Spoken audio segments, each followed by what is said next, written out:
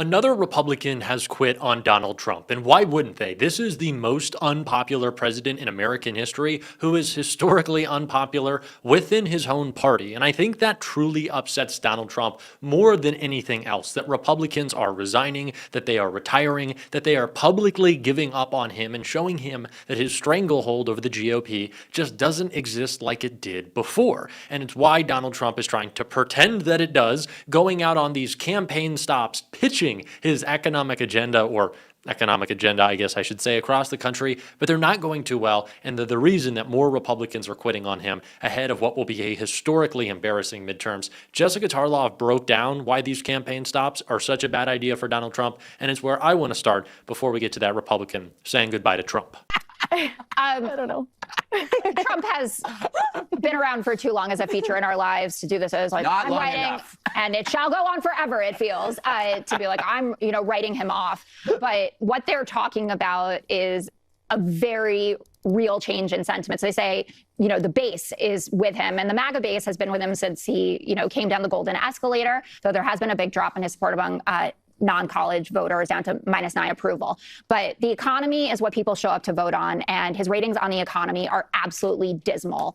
Of the average of polls, it's at -18. You have unemployment up. Jobs numbers have been consistently terrible. You have Peter Navarro out today kind of pre-butting what will be a bad jobs report. Tax Foundation had a new report saying that the average American household paid an extra $1,000 last year because of the tariffs. It'll go up to $1,300 this year.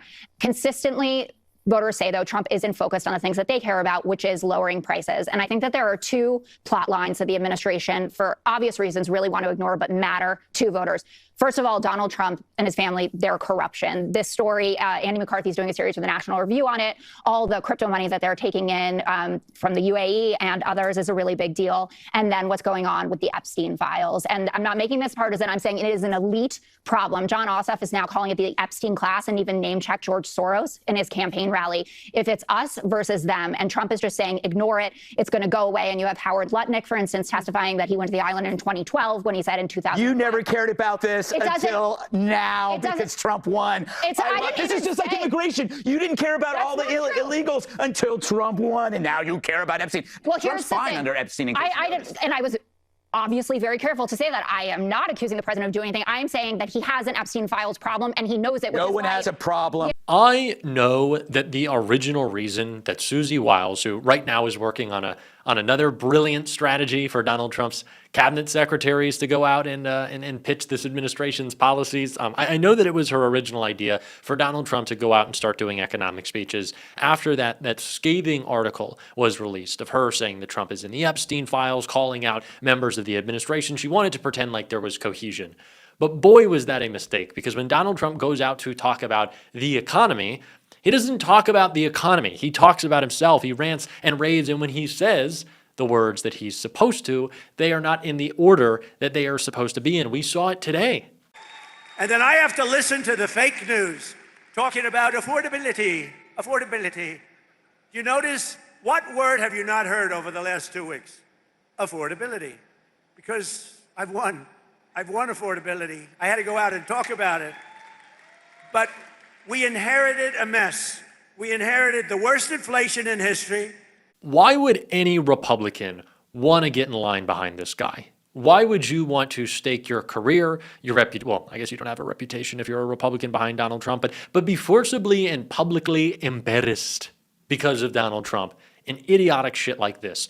While I won affordability, it's not a game. And if it were to be a game based purely on polling, you would be losing. But Donald Trump doesn't care. He has never had to experience the worries of not knowing whether or not you will be able to afford your groceries, your rent, knowing that a medical bill would bankrupt you. Donald Trump doesn't care. He has made that obvious. He's always made that obvious. Now people are starting to pay attention, and it's why Republicans do not want to be in line in the firing squad with Trump and are just quitting on him. Swing state's top Republican who clashed with Trump quits. A top Republican who has been described as Wisconsin's shadow governor is the latest GOP figure to abruptly retire during Donald Trump's second term. Wisconsin Assembly Speaker Robin Vos, 57, said Thursday he will step down at the end of the 2026 years after Donald Trump accused him of an election cover-up that led to him launching a probe into the election that returned no evidence of fraud or abuse.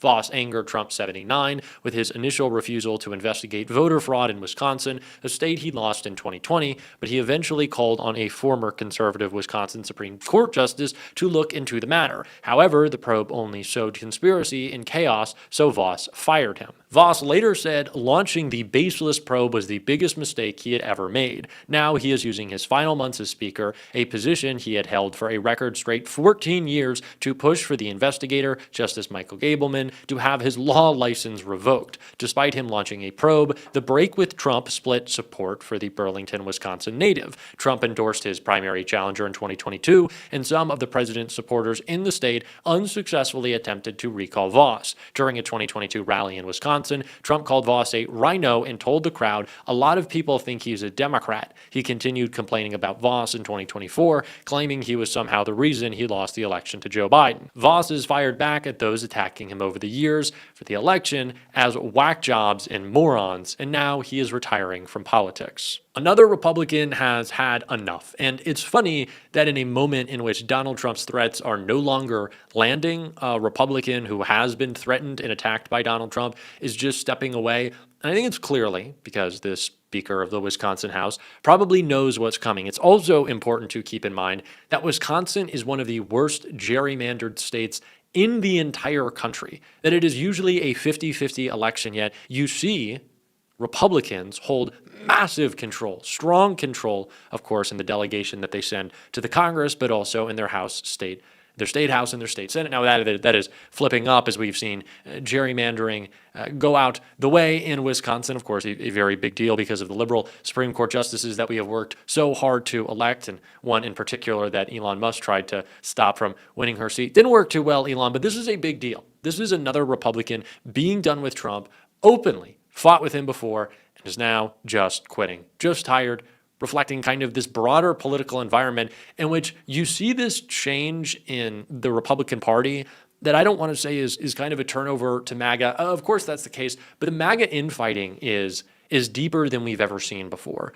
And why I see this as a big deal, maybe bigger than it would have been a couple months ago, is that Marjorie Taylor Greene and Thomas Massie, who I'd say besides Donald Trump and Vance, are the two biggest voices in the Republican Party. You might be able to say someone else, but to me, those are the two most prominent and nationally recognized Republicans, at least in this moment. They have a vested interest in seeing Trump lose, seeing retirements, Republicans leaving public office, public life, blaming Trump, fighting with Trump. They want to see that for their own political ambitions. I think both of these people want to seek higher office, but more than anything, they are trying to mold a new Republican Party. They are trying to reshape it, and they need historic losses and wipeouts to justify them being the faces of it. To say that I fought with Trump on tariffs, I fought with Trump on Epstein, I fought with Trump on health care. And those who didn't lost, and those who didn't want to retired. And those who did fight Donald Trump and were successful are no longer there to do so. So now you need me. I think that is the message that they are trying to put out there right now. I think it's a message that could be successful. I think you definitely are seeing MAGA realize that there has to be some ideology behind what they're doing. Donald Trump has never been a person who governed with any sort of ideology. I think that's been very clear to us. But I see this as a very big deal, especially as Donald Trump goes into the midterms ill-equipped to make any argument on issues that he previously would have said were his strongest. He's going around the country, like Jessica said, talking about affordability, but what case could Donald Trump possibly make? Donald Trump said that immigration won him the 2024 election, but it's become such a disaster issue that he doesn't allow Kristi Noem to do public press conferences anymore. He cannot run on the things that he wants to as Republicans are quitting on him. The issues that he loves most are the ones most detrimental on the campaign trail. Rachel Maddow broke it all down right here. The latest NBC News polling says a big majority of the country somewhat or strongly disapproves of Trump's actions on border security and immigration. It's 20 points underwater on that. 60% of the country somewhat or strongly disapproving. An even bigger majority of the country says that they want ICE to be reformed or abolished. In that same NBC poll, Trump's approval rating is 22 points underwater. But even at approval levels that bad, that low, Americans' approval of ICE in that poll is even lower than their approval of Trump, which shows that as spectacularly unpopular and reviled as Trump is right now, his favorite issue, his pet issue of being cruel to immigrants is actually an anchor on his own poll numbers. It's actually bringing him down further. There's starting to be a question as to how far down he can go. In the Yahoo YouGov poll, they've got Trump's approval 20 points underwater. Quinnipiac has him 19 points underwater. With independents in the Quinnipiac poll, that number drops way further. He's 27 points underwater with independents in the Quinnipiac poll. I mean, if you want to kind of bottom line this means if we were a country dying of thirst on a desert island right now and Donald Trump was the one selling water, we wouldn't buy it. We'd figure out some other way around it. I mean, this president's cruelty may be the point, but it is not working for him. He is reviled. He's more unpopular at this point in his presidency than any president in U.S. history, and it is not close. And it is his signature issues that are dragging him down further and further every week. And so you're now seeing him try to not talk about immigrants so much, right? Now you're seeing him trying to change the subject, not just with new controversies, but with new offerings to the public. You see him trying to throw up all these little gimmicks to try to get something good to happen politically. This is a version of Donald Trump floundering and fighting with his own party.